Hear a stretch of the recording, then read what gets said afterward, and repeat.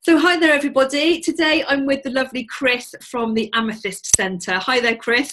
Hello. Lovely to have you on today. Yes, it's a complementary therapy and training centre. We're on Ball Hill in Coventry, which is one of the main shopping routes, so we're very well served by public transport. And we have rooms available for therapists to hire, and we also train up therapists as well. It's something that's grown over the last 2 years, really, and we have done it from the start. I have an educational background anyway, and I have taught Reiki now since 2007. But over the last couple of years, we've partnered up with an organisation called Phoenix, who are from Chelmsford in Essex. Right. And they have the registration with City and Guilds. So we now offer City and Guilds qualifications in complementary therapies. And that's all really taken off in the last couple of years. We opened our doors on the 1st of September 2015. Summertime in 2015 was quite hairy. Yeah. I am, yes. So they tell me that 80% of British businesses fail within the first 2 years. And to be honest, there were times when I could have handed back the keys and closed the doors and that was it. I'm glad I didn't, because there's too much to do. And every time if I come home thinking, oh my God, that's it, I've had enough, I'd wake up in the morning raring to go. So that was a learning experience for me in itself, teaching me that I just needed to rest rather than give up, and I could move forward again in the morning. Well, I go back to the summer of 2012. I actually nearly died.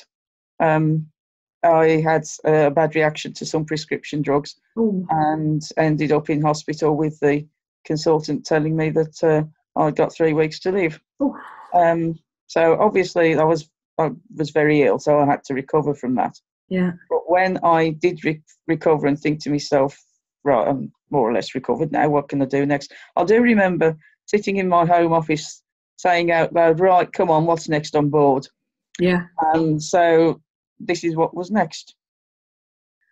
Well, it started out as just me, but last year I did Janet Ellis to the team. She's now director of the centre. Right. She used to run the Crystal Cave, which was on Fargo Village. Some people might know that. Yeah. And she got in touch with me about 18 months ago now saying, can I help? And I said, of course you can. She's taking care of business, so I'm really glad I've got her. We've got a team of volunteers as well that we're training up. We look at ways that we can support people, and sometimes doing a piece of voluntary work is a good way to get back into the jobs market, for example.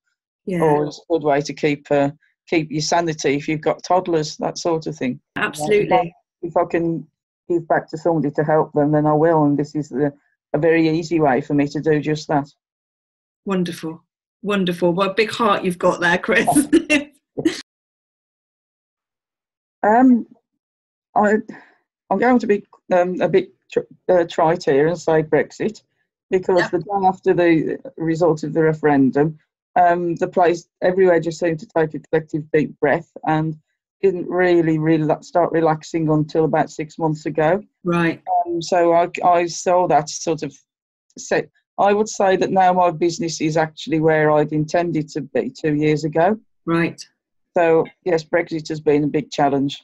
Yeah, it's interesting to hear that from, roots level business, because, often we hear, oh, it doesn't affect people on the ground, but actually, it really does. It absolutely does. We absolutely need to move into ground floor premises, so we do need to move. Right. Wherever that is, could be anywhere. Could be Coventry, could be Nuneaton, could be anywhere. Yeah. It might be that we stay in the same place and get into the shop downstairs. That would be nice, because it's sort of the least worst option, if you like. Yeah. But, the original business plan, or the strategic plan, was that in 5 years' time, 5 years from starting it, I'd have Amethyst Centres across the Midlands. So sort of in an arc around the eastern side of the West Midlands. So going up from Leicester round to Oxford was sort of the target area. Yeah. And it still is. I still keep getting asked by people, why don't you come and do an Amethyst Centre in wherever? Yeah. And when I investigate, it's not the right place. There's too much competition, or it's the figures don't stack up. but I'm still looking out there. Having our own retreat centre came up a couple of years ago. Oh, that's interesting.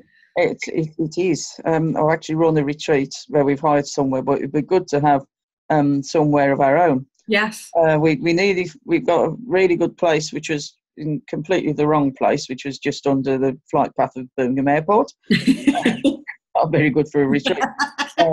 Well, there's another one which was about a mile outside Lutterworth, but considering it was so close to civilization, it was so remote, and you really needed a Range Rover to get up the track to it. You put these things out there and you never know what might come back. Well, that's right. You put it out there, and when the time's right and everything will align, won't it? And you'll the place will appear when it's the right time, won't it? But oh, it's brilliant. Well, I'm so in awe of your, starting this business, and you've built it to where it is. It's just brilliant. But if there's one thing you could to advise someone who was thinking of starting a business, what do you think that might be? The one thing to advise anybody is to do it. Right. I do not regret setting up this business.